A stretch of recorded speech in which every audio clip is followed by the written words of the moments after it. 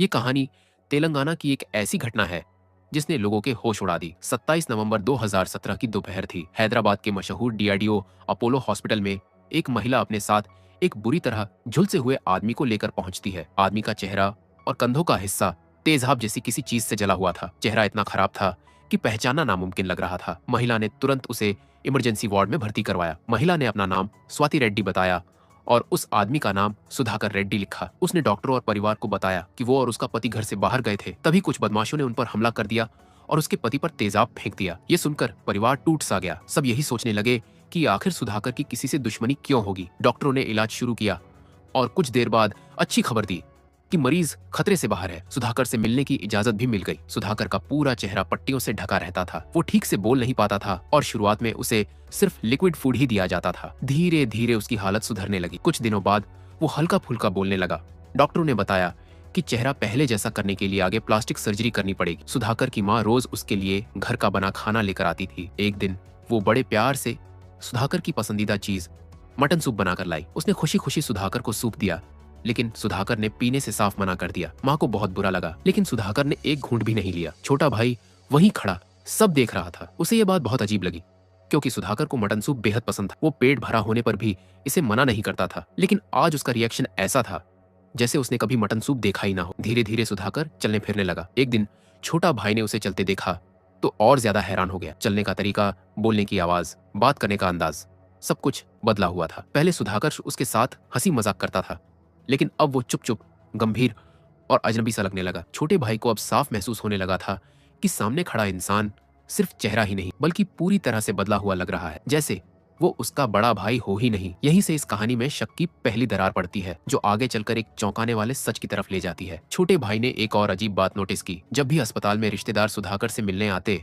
तो वो ऐसे मिलता जैसे पहली बार मिल रहा हो। एसिड अटैक 27 नवंबर को हुआ था, लेकिन इतने दिन बीत जाने के बाद भी पुलिस अस्पताल नहीं आई। ये बात छोटे भाई को अंदर ही अंदर परेशान करने लगी। दिसंबर के शुरुआती हफ्ते में एक दिन छोटा भाई खुद लोकल पुलिस स्टेशन पहुंचा। उसने शिकायत दर्ज करानी चाहिए और बताया कि उसके भाई पर जानलेवा हमला हुआ है। जब पुलिस ने तारीख पूछी और 27 नवंबर सुना तो उन्होंने सवाल किया, इतने दिनों बाद क्यों आए? उस वक्त शिकायत क्यों नहीं की? जितनी जल्दी बताते उतनी जल्दी हम अपराधियों को पकड़ पाते। अब तो वो लोग शहर छोड़कर भाग भी चुके होंगे। पुलिस की ये बात सुनकर छोटे भाई को और शक होने लगा। उसे याद आया कि उस दिन भाभी स्वाति भाई के साथ ही थी। फिर उन्होंने तुरंत पुलिस को कॉल क्यों नहीं किया? इसके बाद छोटे भाई ने पुलिस को वो सारी बातें बता दी जो वो अब तक किसी से नहीं कह पाया था। उसने साफ कहा कि अस्पताल में जो आदमी है वो उसके भाई जैसा बिल्कुल नहीं लग रहा। चलने का तरीका, बोलने का ढंग, व्यवहार, सब कुछ बदला हुआ है। ये सुनकर पुलिस भी हैरान रह गई। इंस्पेक्टर को केस काफी रहस्यमय लगा। रोज रोज की ड्यूटी से थके इंस्पेक्टर को लगा कि इस केस को सुलझाने में मजा आएगा। उन्होंने कहा, मैं खुद इस केस की जांच करूंगा, लेकिन जांच बहुत चुपचाप करनी थी ताकि किसी को शक न हो। इन्वेस्टिगेशन का सबसे बड़ा सवाल ये था कि अस्पताल में जो आदमी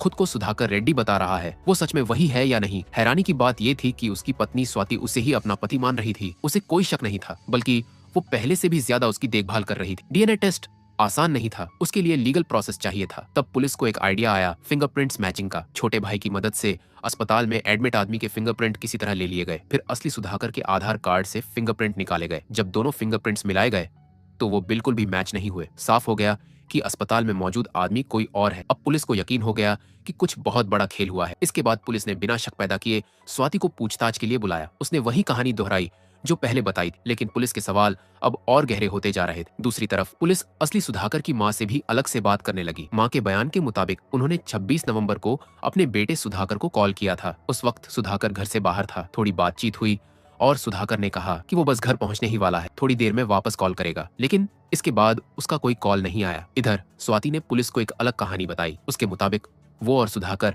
घर से बाहर निकले थे और रास्ते में एक सुनसान जगह पर बदमाशों ने हमला किया। मां और स्वाति के बयानों में साफ फर्क था। यहीं से पुलिस का शक और गहरा हो गया। धीरे धीरे पुलिस ने स्वाति से सख्ती से पूछताछ शुरू कर दी। रोज रोज बुलाकर सवाल पूछे जा रहे थे। स्वाति ऐसी पूछताछ की आदी नहीं थी। दबाव बढ़ता गया और आखिरकार वो टूट गई। उसने कबूल कर लिया कि उसका पति सुधाकर अब इस दुनिया में नहीं है, उसकी मौत हो चुकी है। इसके बाद स्वाति ने पूरी कहानी पुलिस को बता दी, जिसे सुनकर पुलिस भी हैरान रह गई। स्वाति एक नर्स थी और अच्छे हॉस्पिटल में काम करती थी। सुधाकर रेड्डी एक कंपनी में मैनेजर था। दोनों की 2014 में शादी हुई थी। शादी के बाद 2 बच्चे भी हुए। शुरुआत में सब कुछ ठीक था, काम भी अच्छा चल रहा था, रिश्ता भी ठीक था, लेकिन बच्चों के जन्म के बाद स्वाति की सेहत खराब रहने लगी। कमर और घुटनों में दर्द रहता था। ठीक से चलना बैठना मुश्किल हो गया। सुधाकर उसे डॉक्टर के पास ले गया। डॉक्टर ने फिजियोथेरेपी की सलाह दी। फिजियोथेरेपिस्ट का नाम था राजेश रेड्डी। शुरुआत में सुधाकर खुद स्वाति को इलाज के लिए ले जाता था, लेकिन बाद में स्वाति अकेले जाने लगी। धीरे धीरे स्वाति और राजेश के बीच नजदीकियां बढ़ने लगी। कभी कभी राजेश उसे घर तक छोड़ने भी आने लगा। जब सुधाकर घर पर नहीं होता, तब स्वाति राजेश को घर बुलाने लगी। इलाज का प्यार में बदल गया।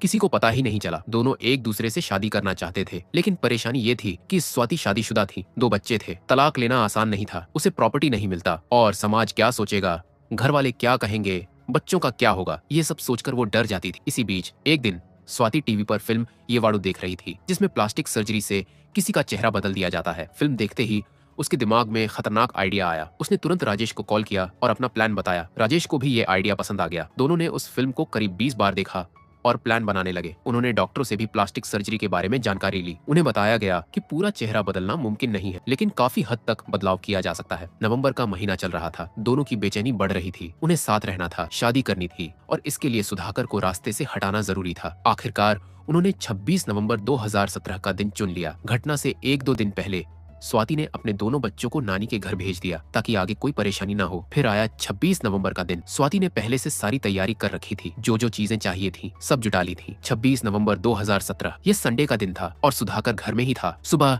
करीब 5 बजे स्वाति ने अपने बैग से एक इंजेक्शन निकाला, जिसमें एनेस्थीसिया था, यानी बेहोश करने वाली दवा। स्वाति नर्स थी, इसलिए उसे पता था कितनी डोज देनी है और कितनी देर तक असर रहेगा। उसने इसे सोते हुए सुधाकर को देकर उसे बेहोश कर दिया। इसके बाद उसने राजेश को कॉल किया। राजेश पूरी तरह तैयार था। थोड़ी देर में वो घर पहुंच गया। इसके बाद दोनों ने मिलकर लोहे की रॉड से सुधाकर के सिर पर वार किए। तकिए से गला दबाया गया। जब उन्हें यकीन हो गया कि सुधाकर की मौत हो चुकी है, तो शव को बेडशीट में लपेटकर गाड़ी में डाल दिया। घर से थोड़ी दूरी पर एक घना जंगल था। दोनों वहां पहुंचे, जमीन खोदी जो ज्यादा गहरी नहीं थी और सुधाकर के शव को उसमें डाल दिया। फिर पेट्रोल छिड़क कर आग लगा दी और दोनों घर लौट आए। अब अगला प्लान था राजेश का चेहरा जलाना और बाद में प्लास्टिक सर्जरी करवाई जा सके। शुरुआत में तो राजेश काफी घबरा जाता है और ऐसा करने से मना करता है, लेकिन स्वाति उसे मना लेती है। स्वाति ने जानबूझकर सिर्फ 30% चेहरा जलवाया ताकि सर्जरी आसान हो और ज्यादा शक ना हो। दोपहर में स्वाति ने परिवार को कॉल किया और बताया कि सुधाकर पर एसिड फेंक दिया गया है और वो हॉस्पिटल जा रही है। इसके बाद वो राजेश को लेकर हॉस्पिटल पहुंची। प्लान